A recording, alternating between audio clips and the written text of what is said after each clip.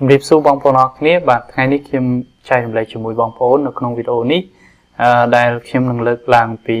phrases with time ដែលយើងប្រែថា clear ជាមួយនឹងពាក្យថា time ពេលវេលា clear ពេលវេលាមួយចំនួនដែលក្នុង clear ហ្នឹងគឺយើងមានពាក្យថា time បាទអញ្ចឹងខ្ញុំនឹងចែករំលែកជាមួយបងប្អូននៅ clear ទាំង6ទាំង7នេះ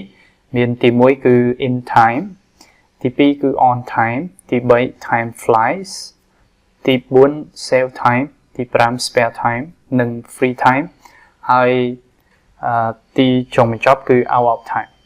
បាទអញ្ចឹងខ្ញុំដាក់ spare time និង free time ជាមួយគ្នាដោយសារពីរ clear នេះគឺមានន័យដូចគ្នាអូខេ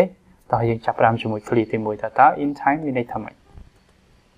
អូខេពាក្យថា in time យើងមាន preposition in ជាមួយនឹង time in time in time នេះគឺយើងប្រែថាទាន់ពេល in time we arrived at the airport just in time to catch our flight អញ្ចឹងយើងមកដល់ប្រែថាយើងមកដល់ពលានយន្តហោះទាន់ពេលល្មម just in time មិនទាន់ពេលល្មមដើម្បីឡើងជិះយន្តហោះរបស់យើងអូខេអញ្ចឹងទាន់ពេល in time មានន័យថាមិនហួសពេលយើងមកដល់ពេលហ្នឹងតែម្ដងអូខេ in time ឬក៏អាចមុននឹងបន្តិចបាទអាចមុនពេលកំណត់តិចឬក៏វាមានពេលគ្រប់គ្រាន់ក្នុងការធ្វើរឿងនឹងគឺអត់ទាន់ហួសពេលហ្នឹងគេហៅថា in time បាទមកទាន់ពេលតោះយើងទៅមើល clear មួយទៀតគឺ on time បាទ on time យើងមាន preposition on ជាមួយនឹង time ហើយយើងប្រែថាចំពេលឬក៏ទៀងពេលអញ្ចឹងបងប្អូនប្រកាសជាឆ្ងល់in time ទាន់ពេល on time ចំពេលទៀងពេលអញ្ចឹងពីរនឹងខុសគ្នាហ្មងគឺវាមានលក្ខណៈខុសគ្នាបន្តិចបាទអញ្ចឹង on time គឺទៀងពេលគឺលក្ខណៈ punctual ចំពេលឧទាហរណ៍ថា he's always on time he's never late អញ្ចឹងគាត់តែងតែទៀងពេលបាទគាត់តែងតែទៀងពេលមានន័យថាម៉ោង8មកដល់គឺមកដល់ហើយឬក៏តាមកាលវិភាគចូលរៀនម៉ោង7តែចូលរៀនម៉ោង7គឺម៉ោង7គាត់មកដល់ហើយអញ្ចឹងណាអញ្ចឹងគាត់មានលក្ខណៈទៀងពេលហើយមកដល់ចំពេលរបស់គាត់តែម្ដងម៉ោង7គឺម៉ោង7ហើយ on time ហ្នឹងហៅថា on time he's never late គាត់មិនដែលយឺតទេប៉ុន្តែ in time គឺអាចថាមកមុនពេលឬក៏មានពេលគ្រប់គ្រាន់ក្នុងការធ្វើរឿងពេលខ្លះក៏រៀងយឺតតិចដែរ in time ប៉ុន្តែ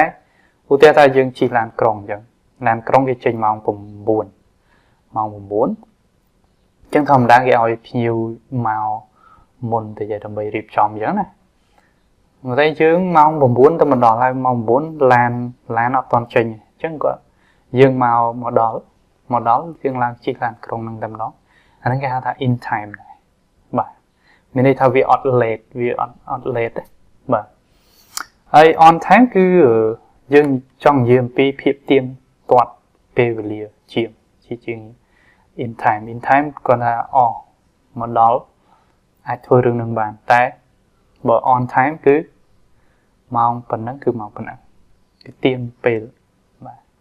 ចឹងនឹងជាភាពខុសគ្នា in time និង on time យើងមួយទៀត time flies នេះគេយើងប្រាប់ពេលវេលាកន្លងផុតលឿន time fly នៅពេលវេលាហើរហោះនៅពេលវេលាមួយផ្លែតអូខេគឺលឿនមែនតើពេលវេលានឹងនៅពេលដែលយើងនិយាយថា10ឆ្នាំមួយផ្លែតណាអានឹងមានន័យថា time flies អូខេហើយ time fly when you are having fun ចាំថាពេលវេលាគឺវាលឿនណាស់នៅពេលដែលយើងសប្បាយមែនទេកំពុងតែសប្បាយដល់ម៉ោងអូខេអញ្ចឹងដល់ម៉ោងដល់អត់ដឹងខ្លួនហ្នឹងគេហៅថា time flies អូខេអញ្ចឹង time fly ពេលវេលាកន្លងផុតទៅលឿនមួយទៀតគឺ save time យើងមានគេហៅ save ហ ហើយនឹង time save time យើងប្រែថាសន្សំសំចៃពេលវេលាជាស្រេចខ្ញុំអត់បានដាក់ពេលវេលានឹងសន្សំសំចៃពេលវេលាបាទសន្សំសំចៃពេលវេលា it save time when we take a flight ហើយដល់ពេលដែលយើងជិះយន្តហោះគឺសន្សំសំចៃពេលវេលាច្រើន okay save time it save time when we take a flight បាទមកទៀត spare time ឬក៏ free time ខ្ញុំដាក់ចូលគ្នាដោយសារពីរនេះគឺវាមានន័យដូចគ្នាមានន័យស្មើគ្នា spare time free time យើងប្រើថាពេលទំនេរ spare time free time we should have a drink in our spare time យើងគួរតែហូបភេសជ្ជៈឬក៏ពិសាភេសជ្ជៈនៅពេលទំនេររបស់ពួកយើងអូខេអញ្ចឹងកន្លែង spare time បងប្អូនអាចដាក់ free time ក៏បាន we should have a drink in our free time we should have a drink in our spare time ចឹងតែពីរនេះប្រែថាពេលទំនេរដូចគ្នាបាទអញ្ចឹង clear ចុងក្រោយគឺ out of time គឺយើងប្រែថាអស់ពេលបាទអស់ពេល out of time we're out of time now we have to go យើងអស់ពេលហើយឡើយយើងត្រូវទៅបាទយើងត្រូវចេញទៅ out of time ប្រែថាអស់ពេលអូខេអញ្ចឹងclear ទាំង7នេះខ្ញុំសង្ឃឹមថាបងប្អូនទទួលយកហើយយកទៅប្រើប្រាស់បាន in time on time time flies save time spare time free time out of time បាទអរគុណច្រើនបងប្អូនវីដេអូមានតែប៉ុណ្្នឹងហើយនៅក្នុងវីដេអូក្រោយខ្ញុំនឹងលើកអំពី idiom បាទ idiom ដែលមានពាក្យថា time នៅក្នុងនឹងដូចគ្នានេះគ្រាន់តែជា phrase មួយចំនួនតែវីដេអូក្រោយខ្ញុំលើកជា idiom មកអូខេសង្ឃឹមថាបងប្អូននឹងរងចាំរៀនទាំងអស់គ្នាហើយកុំភ្លេច subscribe share វីដេអូនេះទៅកាន់បងប្អូនមិត្តភ័ក្តិដែលគាត់ចង់ចេះដូចបងប្អូនដែរសូមអរគុណសូមជម្រាបលា